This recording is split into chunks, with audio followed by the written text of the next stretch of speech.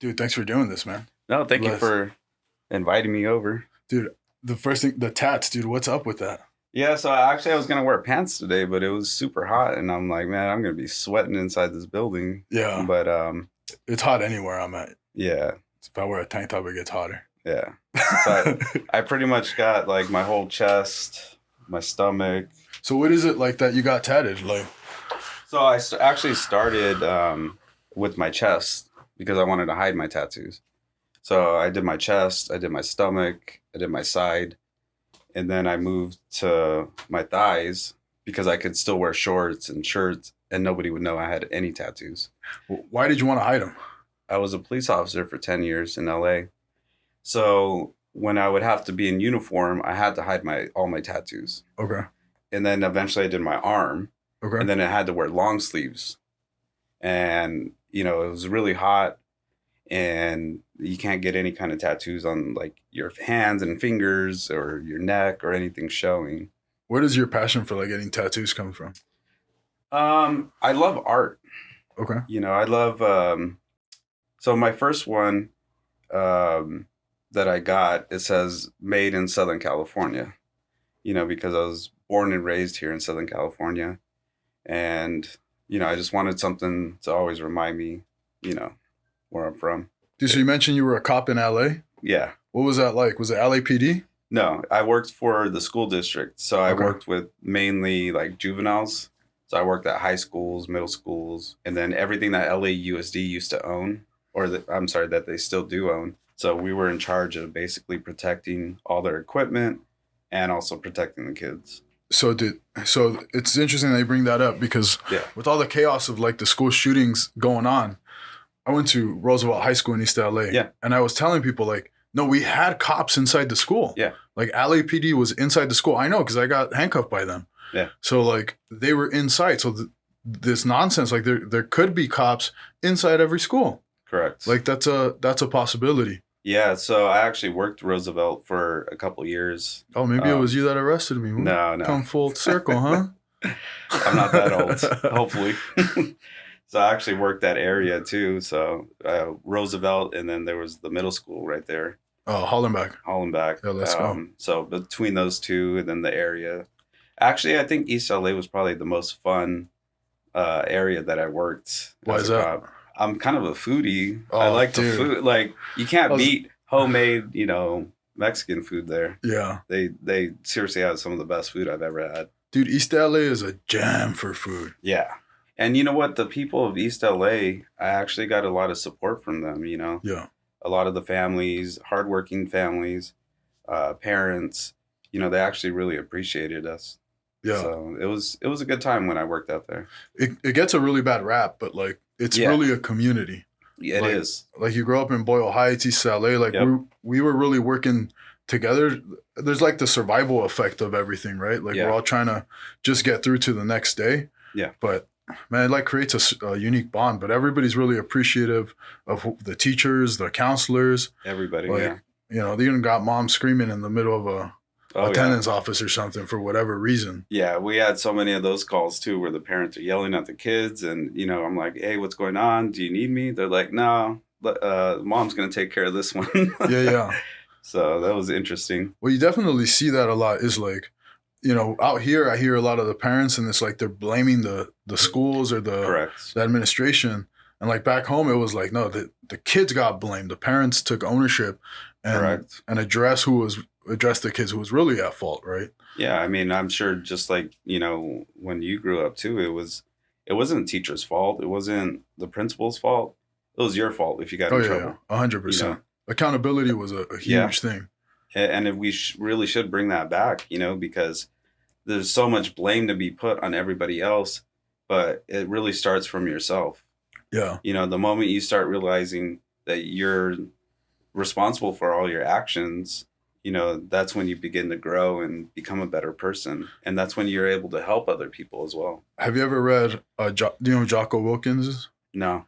He has a book called Extreme Ownership. He's Okay. a former Navy SEAL. It's fantastic. The whole book is based on like his experience in the military. So he would like give a story of him in combat, Uh-huh. and then how he applies it to business. Yeah.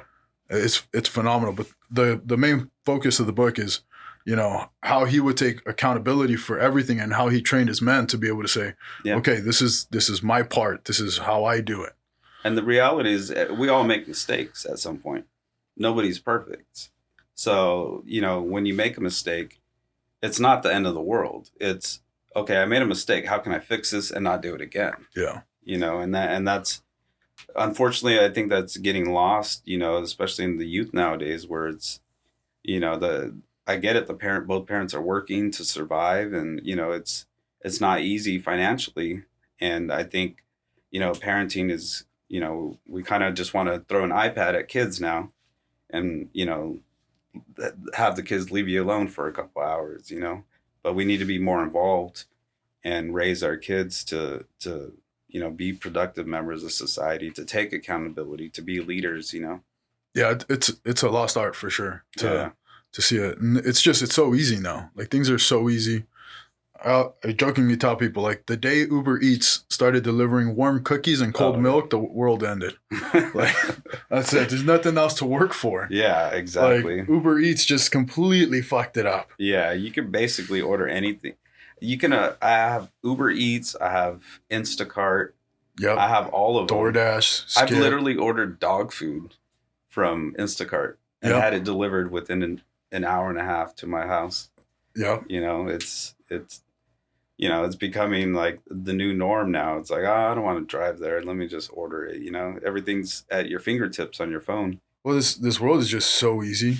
Yeah. And I think that's where you get so much chaos and negativity right now. Yeah. Is they have nothing to focus on.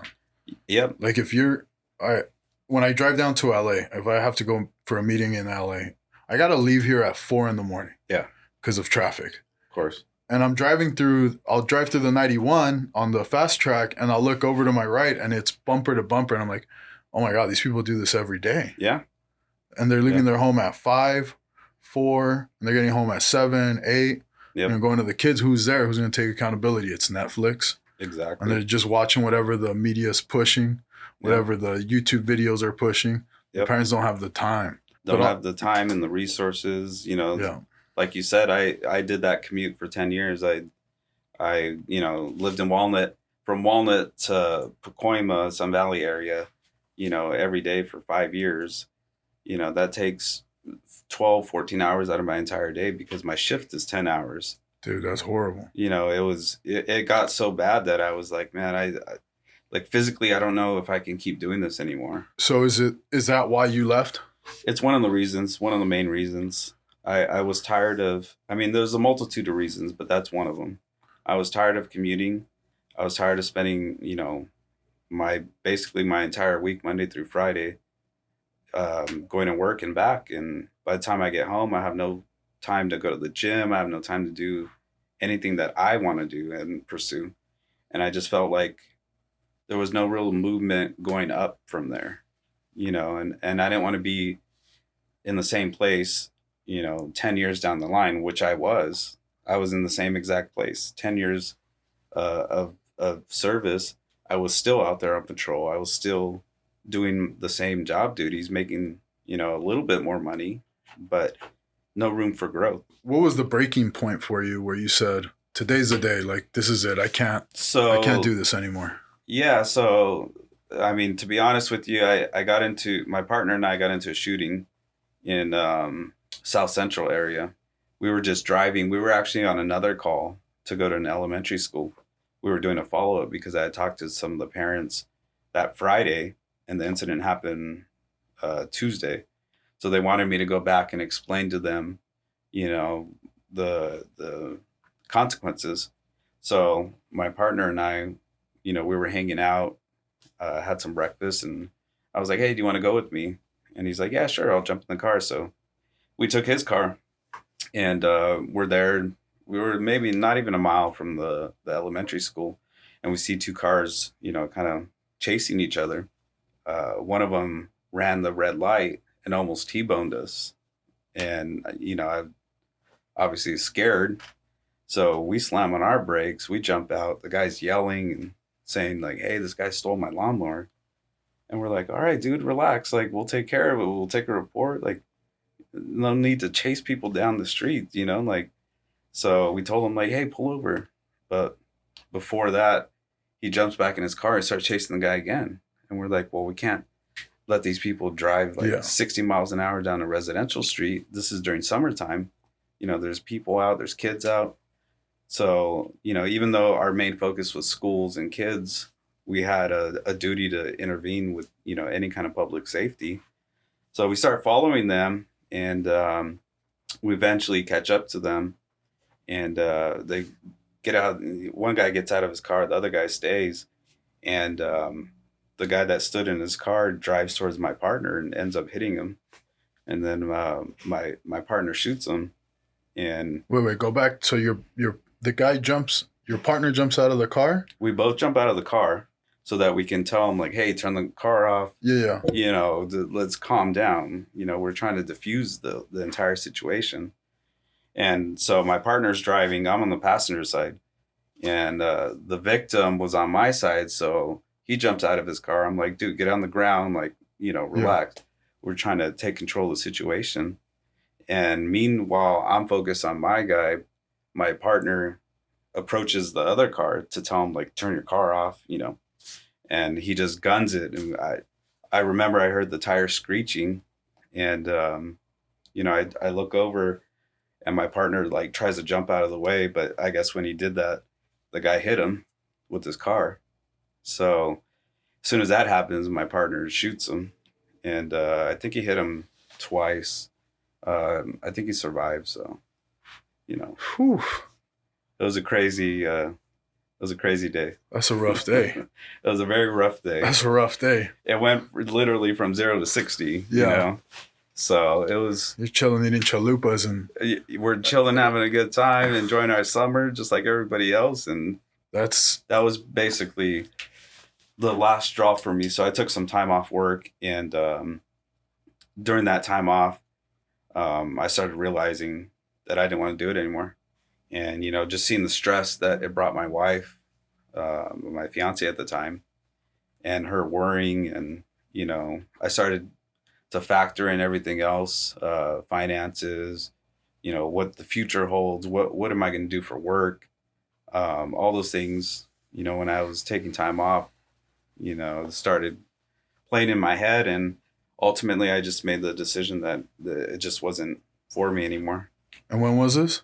This was about 2020 when I actually made the decision. Oh, so you're smack dab in COVID. Yeah. Like, I'm out. Yeah. I mean, that's the standard now. Is how do we trade our time for money? Exactly. And like society's just built on, I'm gonna show up, I'm gonna do X, Y, Z, and in return, I'm gonna yield this amount. Yep. And that's really what we've been bred. Like, that's the whole schooling system. Exactly. Right? It's controversial. The whole schooling system is built around an assembly line. Yes. It's built around, we're going to train kids to go to a place, spend a certain amount of time, and then there's a reward at the end of it. Yep. Here's the cookie at the end. Yeah. For the kids, it's the grades. For the adults, it's the paycheck. Exactly. So you go through all this, you get out, and then you say, fuck it, I'm going to go into real estate. Yeah. How long have you been in real estate? I've had my license for, like we talked about, the COVID thing kind of messed it up, but I've had my license for about a year and a half almost. Okay. But before that, I was always interested in real estate. So I bought my first investment property in 2014. Let's go. In Long Beach. I still own it. And ever since then, I've always loved real estate.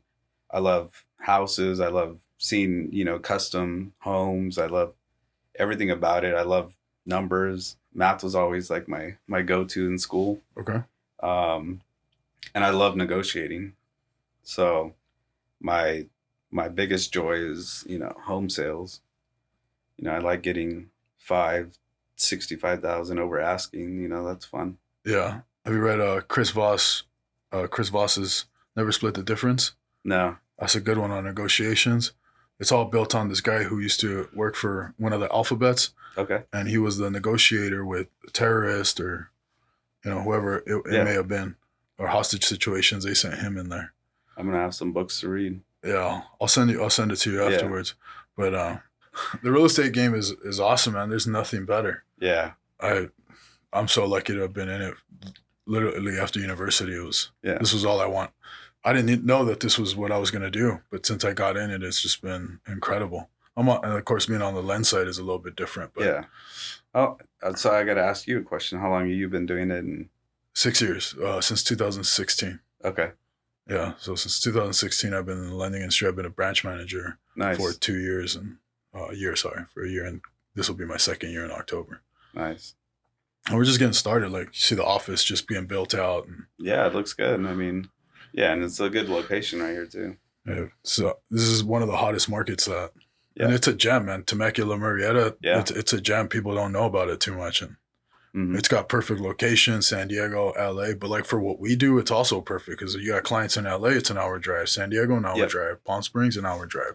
Yeah, you're kind of like in the middle of, you're halfway between LA and San Diego. So yeah, I'd argue that this is becoming one of the hottest places, especially right now because we have a little bit of a lower price point. Yeah. But the type of people that you work with out here, they're incredible. They're I describe it as blue collar with white collar jobs. Yeah. We're all hard working, just kind of grinding and not a lot of ego. Yeah. And the people in the industry, they're like us. They're very similar, right? We're tatted. Yeah. The guys the realtors that are in this office are all like, they all ride Harleys and stuff. Yeah. Normal, everyday kind of people. Yeah. They're not the LA Sharks, man, with the suits. And that was the other thing too that very enticing about real estate was like, I don't have to wear a uniform. I don't have to wear a vest. I don't have to wear a belt. I don't have to wear my boots. Like I could literally show up in shorts and a polo. I mean, it doesn't look super professional sometimes, but most of the time I'll wear a long sleeve and pants and, but still way more comfortable than ever wearing a vest and uniform. Oh yeah. I guess it depends on your the demographic and the type of clientele you're chasing. Man, I remember when I started lending, I was lending in Seattle. Okay. And I suit and tie. I was in the Russell Investment Center and I was with a startup mortgage company and I would wear a bow tie every day. And they sent me to this client's house. This is how desperate I was for business. I had to go to a client's house like 2 hours away. Now, I'm from LA, so I don't know that there's rural places.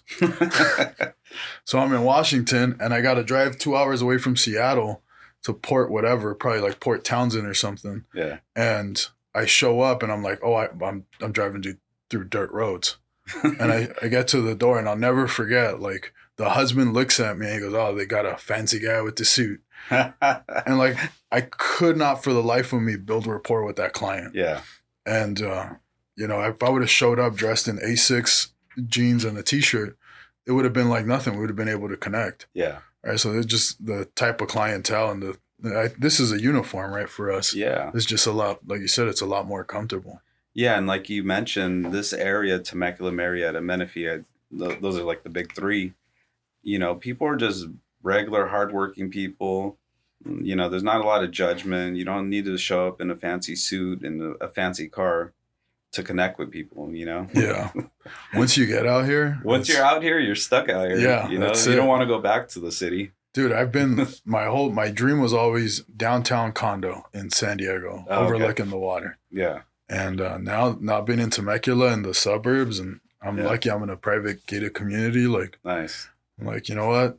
I'm all set. Like, yeah, I'm going to be here. I'm a lifer here. Yeah, that's how I feel too. I'm like, our area is great. Menifee's awesome. We have a great police department there. Our community, everybody's, very tight knit, a lot of blue collar, just hardworking people. And we all look out for each other. And it's just a really great feeling to be like, we all bought brand new. We've all been here. We're putting time and effort into it. The community. It's a sense of community that you don't get in any other LA area or San Diego area. Dude, that's the one thing about like this industry and like being out here is like we all know each other. Yeah. And just give it a little bit and it's a small world out here. Yeah. Now, is everybody in the real estate industry out here? Yeah, I think so. Yeah, everybody. A part-time job. Yeah. I'm a realtor. Everybody, I'm a lender. Everybody I talk to is either a realtor or lender out here. I'm like, man, there's too many of us. Yeah. Well, we're all servicing the LA and Yeah. LA, Orange County, and San Diego people coming out here. Yeah, and we're enjoying it out here. Dude, So, and we got here first though. Yeah. To an extent. So what's up with this branding, Ant-Man? Oh yeah. So my name is Anthony, obviously, but my family, my friends, everybody calls me Ant. Yeah. So I started trying to brand myself, and I'm like, okay, how can I separate myself? There's so many of realtors. There's so many of us out here. What's gonna stick? And I was like, Ant the realtor. Yeah. Now can I go that Ant-Man? God, yeah, that sounds great. You could do Ant-Man too. Ant-Man Realty. Yeah, I think we were talking yesterday about the Tony thing. Yeah. So it's so frustrating sometimes. So I want to share the Tony story. Yeah. People always ask me like, "Oh, what do I call you? Anthony or Tony?" That's always the first question. And I'm like, Anthony. And then they're like, "Oh, okay, But I don't tell a lot of people that I just really despise the name Tony, because as a kid, they would always, tease me like, "Oh, Tony Baloney." And then you had the other one too. I got Tony Baloney, cheese and macaroni. Yeah. I'm like, Jesus. Yeah. So ever since then, I was like, don't ever call me Tony. Oh, dude. I always took it as a term of endearment. Yeah. Because it was never like, the people never said it with malicious intent. Yeah. Yeah. Well, you get Tony Montana. Yeah. Or then I'll go somewhere and they'll be like, Tony. And I'm like, dude, just because I eat pizza doesn't mean I'm Italian. Like, what are we doing here? Yeah, exactly. And actually, my dad would call me Toño. Your parents ever call you that? No, my mom calls me, I shit you not, ball of lard in Spanish. What is that? Bolita de cebo. It's the worst Why nickname. did she call you that? Because I'm fat. She's not even hiding it. She's like, you're overweight. Let's get over it. She's like, you like to eat. Yeah. She goes, I make you 17 tacos when you come over. Obviously, we have problems. I've always struggled with my weight. Dude, I'm telling you, I know I was annoying you yesterday. I felt so bad afterwards. I was like, this guy's probably like, look at this fat guy trying to give me workout advice. No. Dude, I will build a workout plan for you, or you can come work out with me one day and like I'll show you how to do it. Like, there's so much stuff that goes into it for us bigger dudes, with recovery, with foam rolling, with stretching, yoga. Like, otherwise, like, our knees go out, our ankles go out, everything goes out because we're big. So the impact of the workout is just so strenuous. So you try to like accommodate with like, how do I prolong this? Like, I'll give you an example. I did a 10K run on Saturday. On Saturday. I do a 10K run. I'm beat. I fell asleep at my nephew's graduation because I was so tired. And on Sunday, I'm like, I can't function properly. Yeah. So it's like, okay, I got to go get a massage. I got a foam roll. Yeah. I got an inversion table. I'm hanging upside down. I spent like half my day just on recovery, and then like a Epsom salt bath, icing, just so I can get going and work out on Monday. My passion is really weightlifting. Yeah. I love weightlifting. I hate cardio. We were talking about this yesterday. You got to change that. You got to change that. But I'm changing my mindset. Right? I'm like, okay, I got to do what, in the academy, they would always tell us, be comfortable with being uncomfortable. David Goggins. Let's go. So that was always my thing, like we were talking yesterday. I'm starting to get back into running again. So I'm like, all right, just keep going, put some music on. Sometimes they have the TVs on the treadmills, so I'll just put a cooking channel on. So I'm like looking at food that I might be able to enjoy later. Dude, we're gonna wrap up here, but why should people use you as a realtor, and what's your value proposition for them? Yeah, so we kind of touched on it earlier.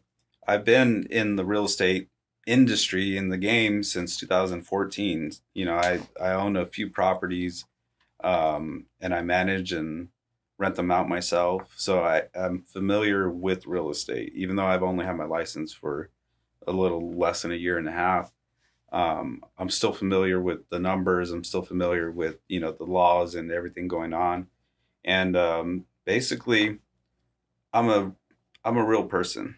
I'm not here trying to BS anybody, and I'm not going to force you to buy something you don't want to buy.